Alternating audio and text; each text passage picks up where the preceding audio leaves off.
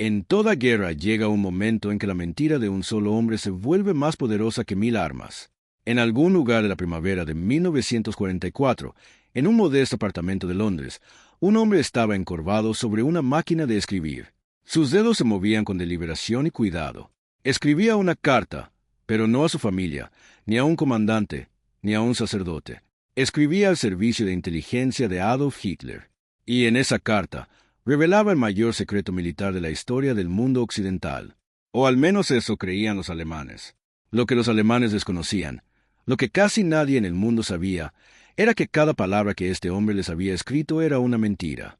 Calculada, premeditada, pronunciada con una precisión silenciosa y aterradora que ninguna academia militar del mundo enseña, porque ninguna academia militar del mundo habría creído posible. En distintos momentos de su vida, se llamó Juan Bovrilo Alaric, pero la historia lo conocería por una sola palabra, un nombre en clave susurrado con reverencia en los pasillos de la inteligencia británica: Garbo. El hombre que salvó 40.000 vidas aliadas. El hombre al que, durante años, su propio bando llamó lunático, impostor y traidor. Esta es su historia, y es diferente a todo lo que hayas oído antes.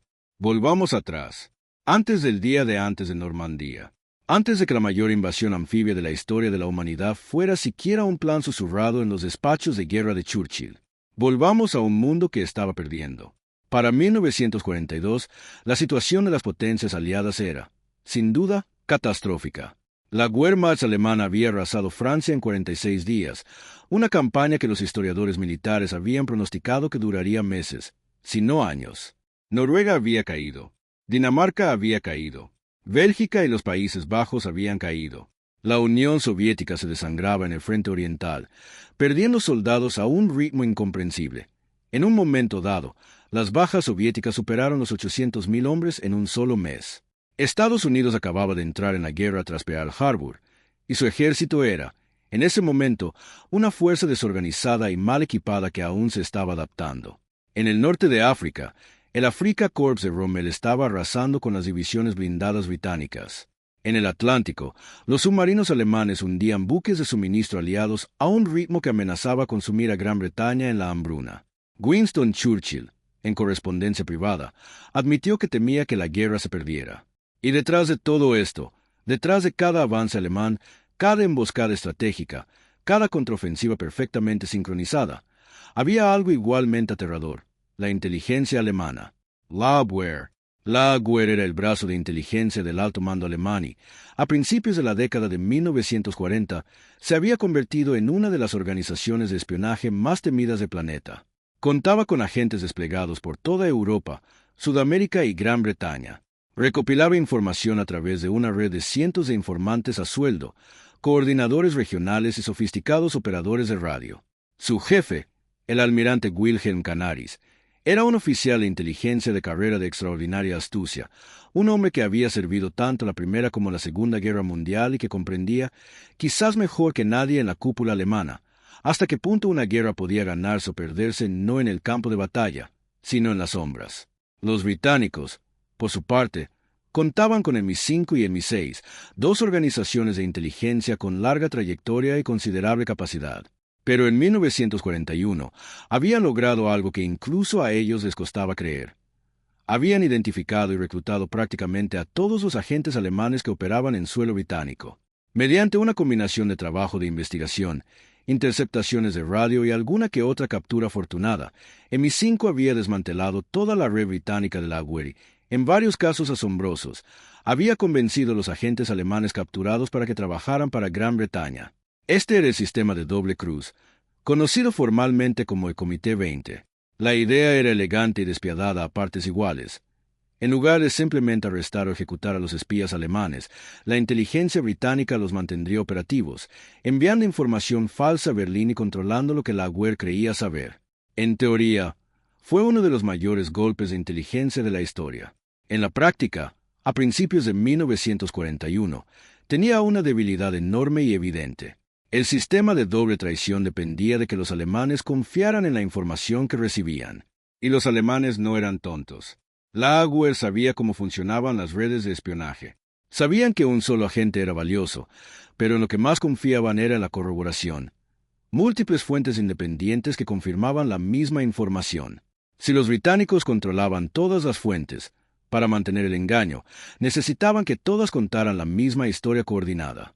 Y necesitaban que los alemanes creyeran que esas fuentes no tenían ninguna conexión entre sí.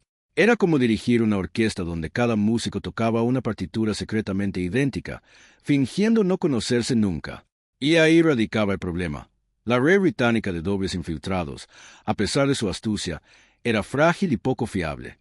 Los agentes que habían reclutado eran en su mayoría operadores de poca monta, con acceso y credibilidad limitados. Necesitaban algo más. Necesitaban un espía que pudiera llegar a la cúpula de la inteligencia alemana. Un espía cuya información no fuera tratada con recelo, sino con respeto.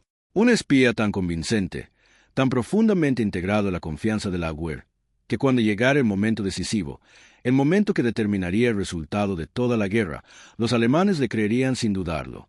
Lo que consiguieron fue un granjero de pollos español que había sido rechazado por todos los servicios de inteligencia a los que se había dirigido. Juan Pujol García nació en Barcelona el 14 de febrero de 1912, día de San Valentín. Hay cierta ironía en ello, dado que su vida se basó enteramente en hacer que la gente se enamorara de una historia que no era cierta. Su infancia fue cómoda. Su padre tenía un negocio textil, pero no exenta de acontecimientos. España, a principios del siglo XX, era un país perpetuamente al borde de la catástrofe, oscilando entre la monarquía y la república, entre la estabilidad y la revolución. Cuando estalló la Guerra Civil Española en 1936, Juan tenía 24 años y se vio reclutado en el ejército republicano. Sirvió a regañadientes y, cuando se le presentó la oportunidad, desertó al bando nacionalista, no por ser franquista, sino porque consideraba que ambos bandos eran igual de brutales, igual de rígidos ideológicamente e igual de dispuestos a asesinar a personas por el simple hecho de tener una opinión diferente. Fue esa experiencia, ver a hombres matarse entre sí por banderas y eslóganes, la que sembró en el corazón de Juan Pujol algo que, con el tiempo, cambiaría el mundo. Un odio visceral e inquebrantable hacia el totalitarismo. No el odio teórico del filósofo de sillón, sino la profunda repulsión de un hombre que había visto lo que sucede cuando el poder absoluto se encuentra con los seres humanos. Había visto al fascismo y al estalinismo devorar España. Había visto desaparecer a sus vecinos. Había guardado silencio sobre sus convicciones, porque hablar te costaba la vida. Cuando estalló la Segunda Guerra Mundial y la Alemania nazi comenzó a engullir Europa, Juan Pujol tomó una decisión que la mayoría consideraría una locura o una genialidad. Decidió, por su cuenta, sin autorización gubernamental, sin entrenamiento alguno, sin ningún tipo de apoyo, destruir la red de inteligencia de Hitler desde dentro. Se dirigió a la embajada británica en Madrid y solicitó trabajar como espía. Lo rechazaron. Regresó. Lo rechazaron de nuevo. Lo intentó con los estadounidenses. No mostraron interés. Lo intentó con los británicos por tercera vez. De nuevo, no. Lo que los británicos vieron fue a un civil español sin entrenamiento, sin cobertura oficial, sin contactos, sin credenciales y con un plan elaborado que, francamente, sonaba delirante. Lo que no vieron, lo que nadie vio aún, fue que Juan Pujol García poseía algo más raro que la astucia, más raro que el coraje, más raro que la genialidad. Poseía una habilidad casi sobrenatural para crear seres humanos creíbles de la nada y luego habitar sus realidades con tal plenitud que todos a su alrededor olvidaban que eran personajes de ficción. En pocas palabras, fue el mayor mentiroso nato de la historia de los conflictos humanos. Y estaba a punto de demostrarlo. Si los británicos no lo reclutaban, lo haría él mismo. En 1941, Juan Pujol se puso en contacto con la Abwehr alemana en Madrid y ofreció sus servicios. Les dijo que era un funcionario del gobierno español, fervientemente pronazi, con acceso a documentos diplomáticos y amplias conexiones en Gran Bretaña y el Imperio Británico. Les aseguró que estaba dispuesto a viajar a Gran Bretaña, establecer una red de subagentes e informar directamente a Berlín de todo lo que averiguara. La Abwehr estaba encantada. Le dieron el nombre en clave Arabel. Le proporcionaron tinta secreta, un código secreto, instrucciones de radio y una pequeña pero significativa suma de dinero. Luego esperaron a que viajara a Gran Bretaña y comenzara a enviar informes. Juan Pujol no tenía ninguna intención de ir a Gran Bretaña.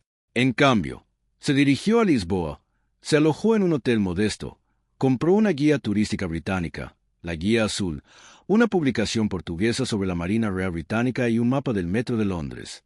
Con estos materiales, y añadiendo detalles fruto de su formidable imaginación, comenzó a falsificar informes de inteligencia y a enviarlos por correo a sus contactos en la UR. Inventó agentes, no uno ni dos, sino docenas. Les dio nombres, antecedentes, personalidades, familias, problemas. Uno era un empresario suizo, otro, un estudiante venezolano, otro, un nacionalista galés descontento. Construyó sus vidas en su mente, redactó sus informes en su habitación de hotel en Lisboa y los envió a Berlín como si fueran personas reales, que vivían vidas reales y presenciaban sucesos reales. La AGUE recibió estos informes y los consideró extraordinarios, detallados, verosímiles, llenos de la viveza que solo se consigue con una observación genuina. Ascendieron a Arabel dentro de su jerarquía interna. Empezaron a confiar plenamente en él. Hubo momentos de gran tensión.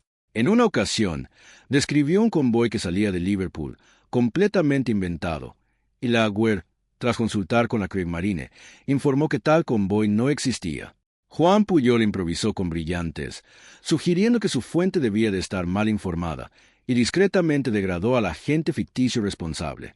Los alemanes aceptaron la explicación sin sospechar nada.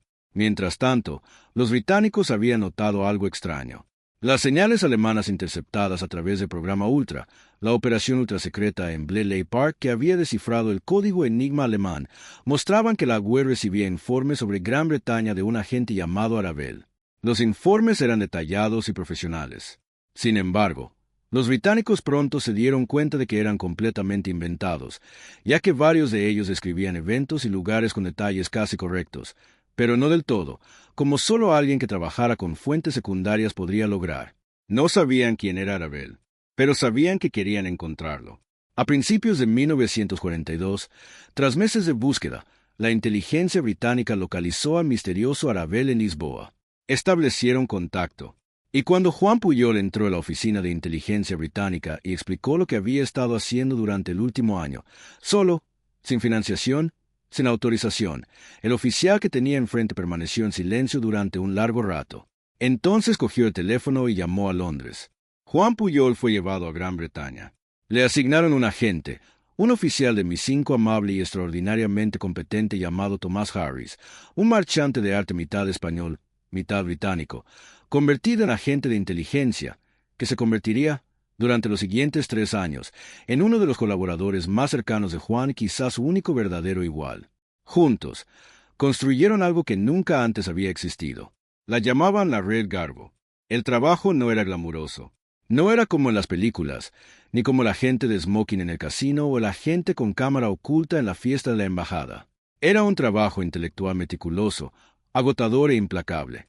Juan y Tomás se sentaban juntos durante horas cada día, a veces 18 horas, a veces más, construyendo las identidades, los movimientos, las personalidades, los problemas, los éxitos y los fracasos de una red de inteligencia completamente ficticia que informaba a Alemania.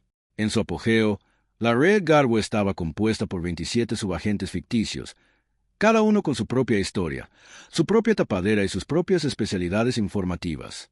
Estaba el agente 1, un empresario portugués; el agente 2, un fascista galés; el agente 3, un venezolano llamado Carlos que vivía en Glasgow. Había subagentes dirigidos por estos personajes ficticios. Se publicaban informes de agentes ficticios en lugares ficticios que describían observaciones aparentemente reales sobre movimientos militares completamente inventados. El reto logístico de mantener la coherencia entre 27 identidades ficticias distintas, cada una de las cuales generaba informes periódicos para un sofisticado servicio de inteligencia extranjero, era enorme. Juan y Tomás llevaban registros meticulosos, cada detalle, cada interacción, cada detalle personal, en un conjunto de archivos que, con el tiempo, llenarían una habitación entera. Y a los alemanes les encantó. La AGUE no solo confiaba en Garbo, sino que lo ascendió. Le otorgaron, en ausencia, la Cruz de Hierro de segunda clase por sus servicios al Reich. Aumentaron su financiación. Ampliaron sus responsabilidades. Le dieron acceso a solicitudes de inteligencia cada vez más delicadas. El Mi-5, que vigilaba a través de Ultra, pudo comprobar hasta qué punto Garbo se había ganado la confianza de la AGUE. Y en el invierno de 1943, cuando los planificadores aliados comenzaron a diseñar seriamente la invasión de Europa, la operación que se llamaría Overlord, Sabían exactamente que se le pediría a Garbo que hiciera. Se le pediría que ayudara a engañar a Alemania sobre dónde y cuándo se produciría la invasión. Lo que siguió fue quizás la operación de engaño más compleja, más audaz y de mayor trascendencia en la historia de la guerra.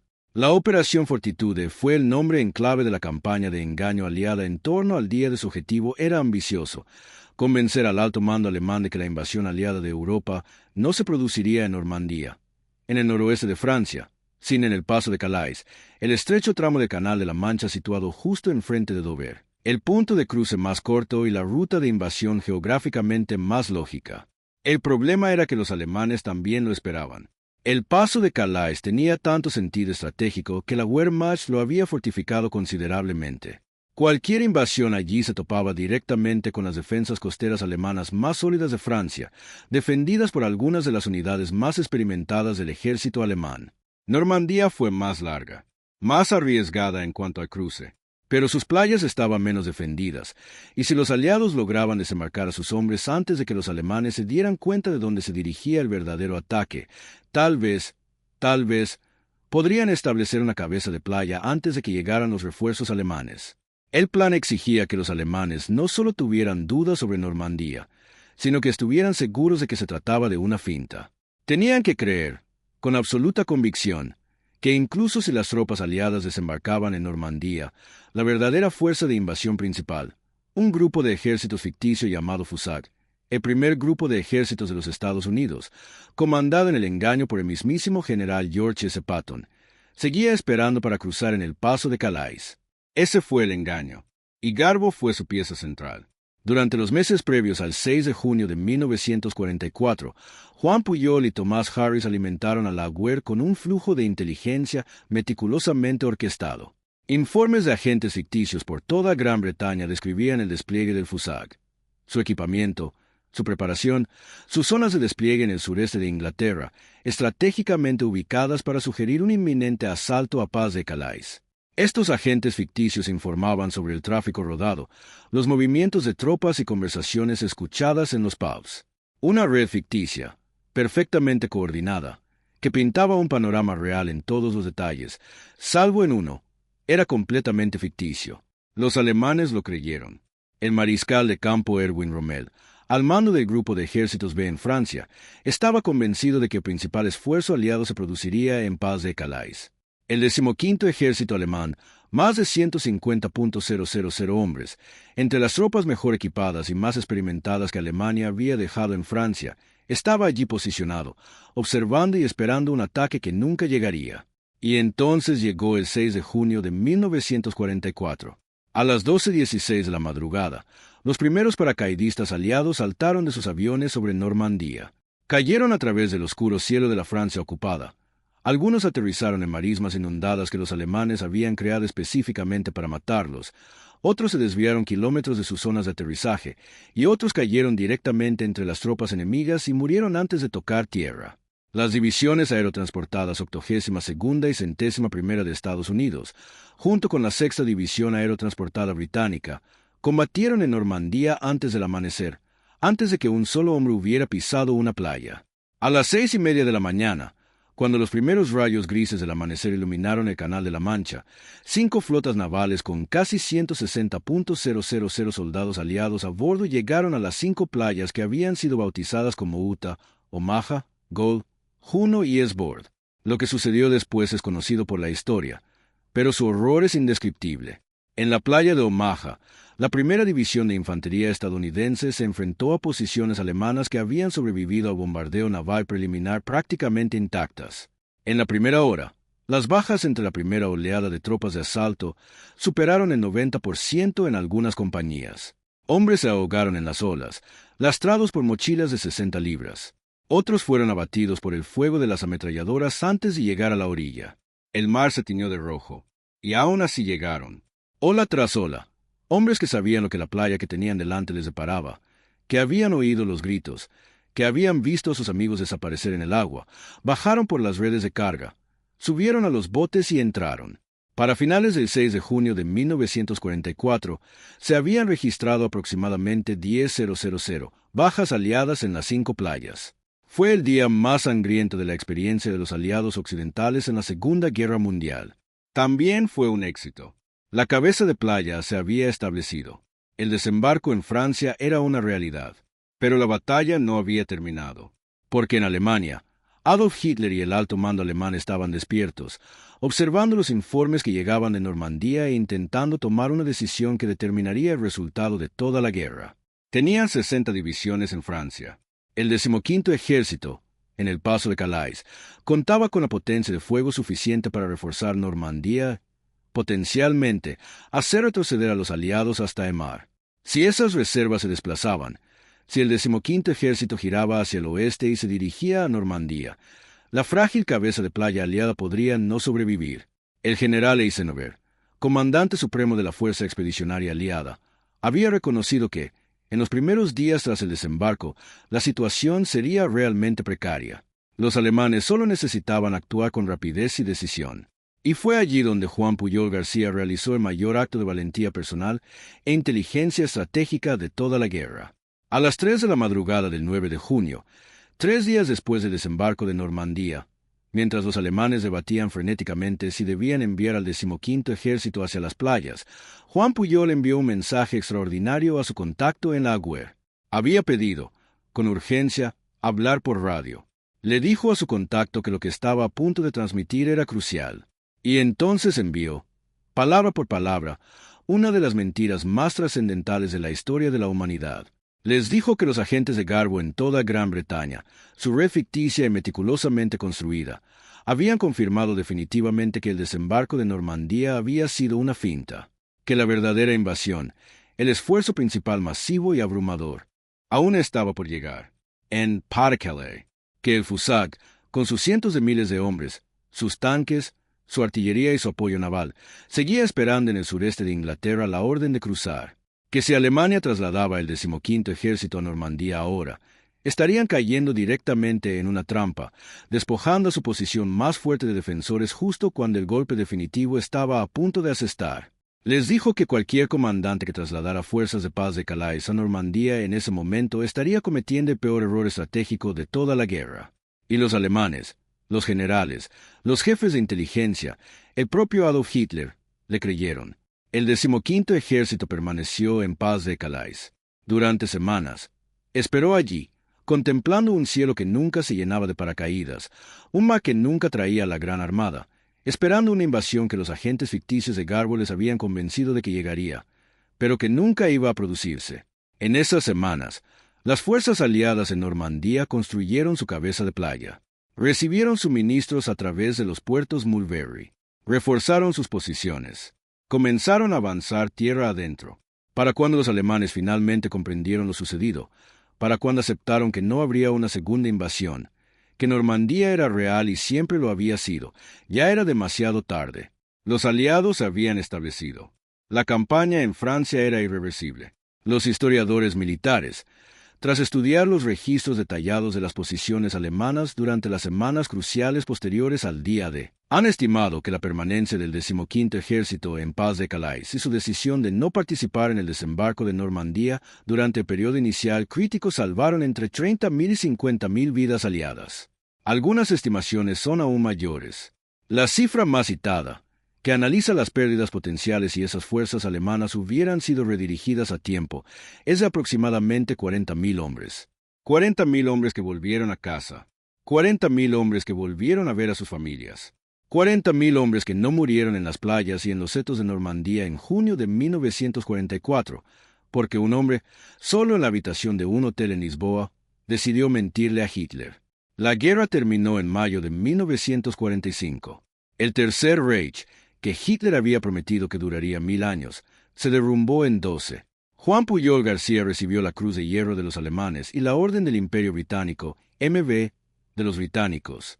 Se cree que, hasta el día de hoy, es la única persona que ha recibido condecoraciones militares de ambos bandos en el mismo conflicto. La Agüer, hasta el final, jamás sospechó que su agente de mayor confianza era una farsa.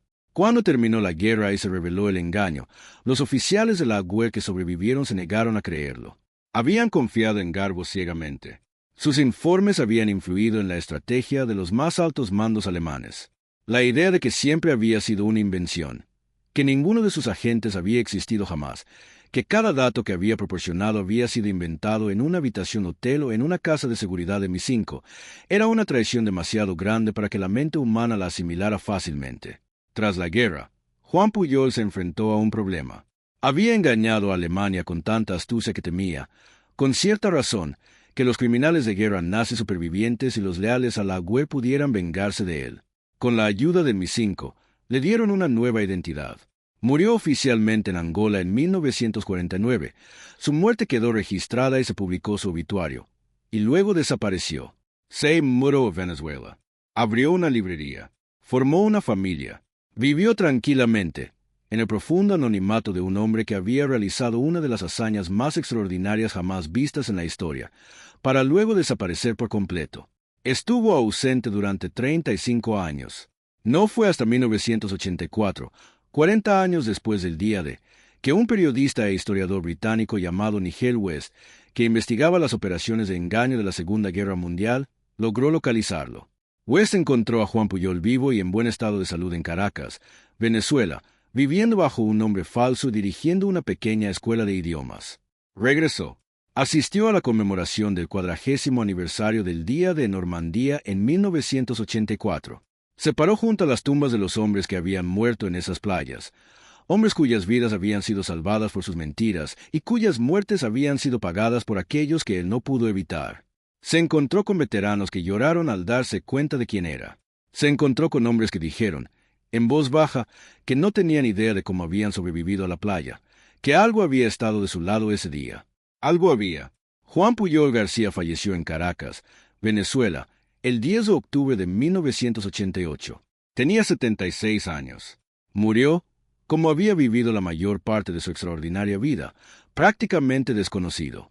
Pero el mundo que él había ayudado a salvar seguía girando. El impacto de los logros de Garbo repercute en la historia de maneras que aún se están analizando. El éxito del día D no solo abrió un segundo frente en Europa, sino que transformó por completo el curso de la guerra. Con las fuerzas aliadas avanzando desde el oeste y los soviéticos presionando desde el este, Alemania se vio atrapada en la situación que había intentado evitar durante toda la guerra. Le siguió la liberación de Francia, la liberación de Bélgica, los Países Bajos, Luxemburgo, Dinamarca y Noruega. Se descubrieron y abrieron los campos de concentración. La maquinaria del Holocausto quedó al descubierto ante el mundo. La geografía política de Europa se reconfiguró. Nada de eso, absolutamente nada, era inevitable. La historia no es inevitable.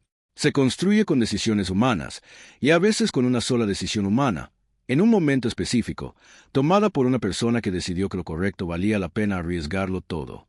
El legado de Juan Pujol García trasciende las batallas en las que influyó. Tras la Segunda Guerra Mundial, las operaciones de engaño aliadas de 1943 y 1944 fueron estudiadas por planificadores militares de todo el mundo y se convirtieron en doctrina fundamental de la inteligencia estratégica. La idea de que una guerra podía ganarse manipulando la percepción de la realidad del enemigo, controlando lo que el adversario cree que es verdad, no era nueva en 1944, pero nunca se había llevado a cabo a esta escala, con esta precisión y con consecuencias tan decisivas. El sistema de doble cruz, con Garbo como figura central, sentó las bases del engaño estratégico moderno, a que la doctrina militar aún hace referencia hoy en día. Hay algo más que merece la pena considerar. Juan Pujol García no era soldado, no era un oficial de inteligencia entrenado, no tenía estatus oficial, ni respaldo gubernamental, ni recursos cuando empezó. Era un hombre que observó el mundo tal como era y decidió, solo, que iba a cambiarlo. Fue rechazado, fue desestimado, fue rechazado por las mismas personas a las que intentaba ayudar, y siguió adelante. Construyó su red imposible, un personaje ficticio a la vez, una carta a la vez, una mentira cuidadosamente elaborada a la vez, hasta que el peso de su ficción fue suficiente para contener a un ejército alemán. Era, en el sentido más estricto de la palabra, un aficionado, y salvó 40.000 vidas. En el trabajo de inteligencia existe un viejo axioma. La mejor arma no es lo que sabes, sino lo que el enemigo cree. Juan Pujol García lo entendió antes que los profesionales. Y el mundo sigue aquí, en parte, gracias a ello. Acabas de ver la historia de un hombre y una decisión que cambiaron el curso de la historia. Reflexiona sobre ello un momento. Un hombre, rechazado por todos aquellos a quienes se suponía que debía importarles lo que intentaba hacer. Aún así, lo logró. Si esta historia te conmovió, si te hizo reflexionar, tómate un segundo y dale a me gusta. Así le indicas al algoritmo que historias como esta importan, que la historia real merece ser escuchada y nos ayudas a seguir dando visibilidad a estas voces silenciadas. Suscríbete a Historial Verificado para no perderte ninguna otra historia como esta. Cada semana, exploramos los rincones de la historia donde ocurrieron los hechos más importantes y la mayoría de la gente los presenció. Queremos saber tu opinión. Si hubieras estado en la situación de Juan Puyol, rechazado, dudado, despedido, ¿crees que habrías seguido adelante? ¿Crees que habrías vuelto a esa embajada una segunda o tercera vez? Cuéntanos en los comentarios. Leemos todo y queremos saber qué piensas. La próxima vez nos adentraremos en una de las operaciones más secretas de la Guerra Fría, una misión tan clasificada que a quienes la llevaron a cabo se les prohibió hablar de ella durante 50 años. Algunos murieron guardando el secreto, y cuando finalmente salió a la luz, cambió todo lo que creíamos saber sobre la guerra que dio forma al mundo moderno. No se lo querrán perder. A todos los miembros de esta comunidad que ven, comparten, comentan y se lo cuentan a un amigo, gracias. De verdad, gracias a ustedes estas historias perduran. Y gracias a estas historias la historia importa. Hasta la próxima. Recuerden, la verdad, en las manos adecuadas, es el arma más peligrosa jamás creada.